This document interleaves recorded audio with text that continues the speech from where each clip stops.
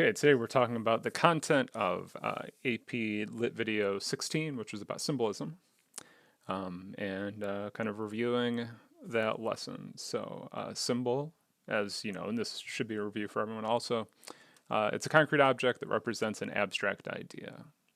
One of the things that the teachers in the video talked about was that oftentimes for a character, the use of a symbol represents a shift for them. I think that's a pretty wise observation. And then finally, of course, symbolism means something. And so, of course, it connects to some essential or controlling idea of the text, right? A symbol isn't there just for no reason at all, right? There's a purpose to it, right? So a concrete object, right?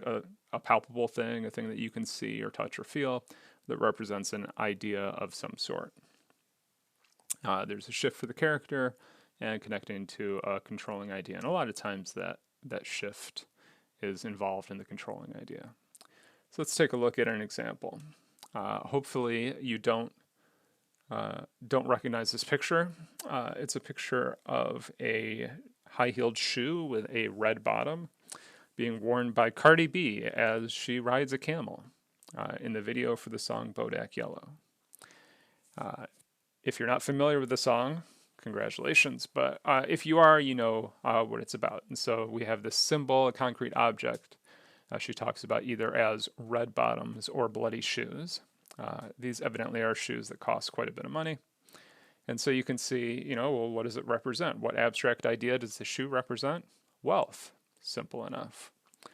But then the question becomes, is it also a shift for the character? Well, in fact, it is. If you know the song, it's about how Cardi B no longer has to participate in an oppressive employment status, and now has lots of money and is able to do more.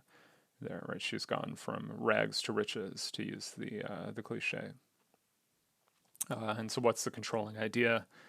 In that song, it's about, it's in some ways almost like a coming of age, coming from poor to becoming wealthy and having power and no longer needing to degrade herself to do what she needs, what she has to do to survive. Instead, she can choose to do those things.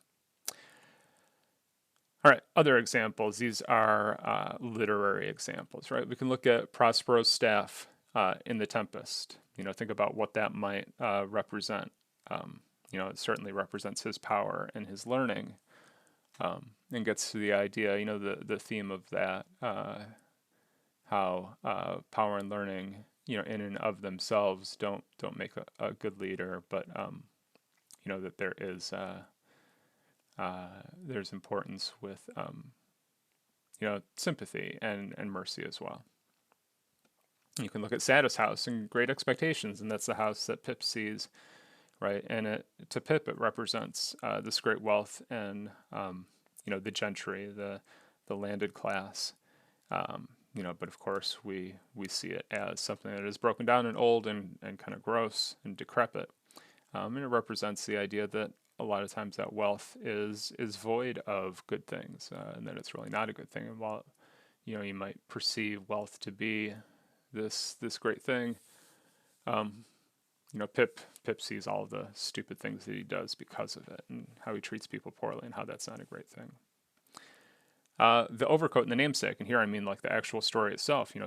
The paper that saves Ashok, and for Ashok, this is certainly a shift, and it kind of represents for him survival and hope, and the ability to go out and learn new things and see the world and take it all in. We see that symbol show up again with Gogol in the end, and he chooses to read this story, and for there that symbol has kind of transformed him. And it's his turn to learn like his father did, and learn about the world, but also to learn about himself in that. There's Blevins' horse and all the pretty horses, right? And certainly that's a symbol where, for John Grady, it represents, it's this nameless horse, but it's a beautiful horse, and it's kind of represents, in a way, it represents Blevins and the things that he stand for. It's kind of all the nameless but beautiful and innocent things that are, um, you know, become things that weigh us down. You know, because Blevins was shot, and John Grady feels this guilt about that, and he wants to make up for it the best that he can and return the horse, but of course he can't. You know, we see throughout the whole story, we see lots of those kind of young and naive, you know, the poor in Mexico tied down, and the horrible things that they've had um, to experience, and that childhood is a lost and fleeting thing, and it doesn't stay around. It's around for long, and there's no kind of getting it back, and there's no returning it. We have 124 and Beloved, of course. That house represents, you know, in a way, the loss of the child. You know, missing that number 3, and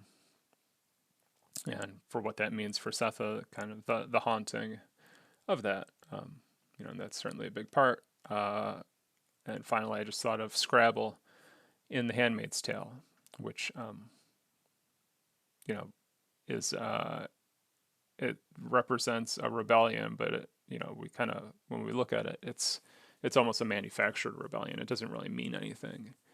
And in the end, we see that you know, the people doing the impression, you know, are all around, and even in the things that seem to be better, like higher education, in the end, you know, that is in itself oppressive.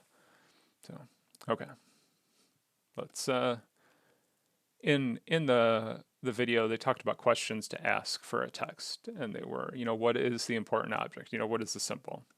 I want you to describe it, the character's response to it, what that object might represent, and then finally what controlling idea it might connect to. I'll come back to these questions in a minute, so if you don't have them copied down, we'll get back to them. The task then was to read this piece, which is from the short story Cherry Bomb, and ask those questions. You know, what might be a symbol in here? If you haven't read it yet, go ahead and hit pause and read it now, or take a look at it if you've printed it out. Okay, what's the important object? Obviously here it's the cherry bomb. You know, we kind of describe it through the eyes of that main character, and it's something that she's hidden away. It's obviously very important to her. So she's hidden it in the closet. It was a gift from her cousin Eddie, who's lost his eye. It's a memento. It's kind of forbidden, also the way it's described, because it was, you know, she hides it from her other cousin B. The character's response, right? It's prized and it's cherished, right? She cares a lot about it, but it's also jealously guarded. She wants to make sure that her cousin doesn't find it. What might that object represent? She calls it a memento, right? So it's memories of freedom and joy, right? That's childhood. When did she get it, right? This was cherry bombs that were being set off on the 4th of July, Independence Day. You know, it's those kind of that carefree and joy that we often associate with childhood. So what controlling idea might this connect to? You know, if you're going to put this symbol in childhood, I don't think it's hard to see where the story might be going. You know, the loss of innocence and that sort of thing, and that idea of growing up, or the Bildungsroman, you know, coming of age sort of story. All right, so for tomorrow, what are we going to do? I'd like you to watch video number 17. It's about narration. There is a link where you can get to it. I would like you to continue, if you haven't, or if you've been doing it, but start practicing writing timed essays. You know, you have 45 minutes to read and write. You need to decide, are you going to type it, or are you going to handwrite it? Are you going to print out the prompt or not? That sort of thing. And if you get this stuff done ahead of time and figure out how you're going to do it and have that plan of attack, of course, it's going to help you. You know, decide what kinds of things you want. You know, maybe you look at that characterization chart from the other day, or maybe you look at the questions that we just talked about. Maybe you want those printed out and with you, so you say, okay, right, there's obviously symbolism here. What kinds of things do I want to remember? That sort of thing. you can find essay prompts on AP Classroom, or you can go to that link there. That's bit.ly/AP Lit. There's an underscore here, prompts, and you should be able to find it. If you have any problems with that, feel free to email me. All right. Well, I will hopefully see you soon. Enjoy the good weather and get practicing. All right. See ya.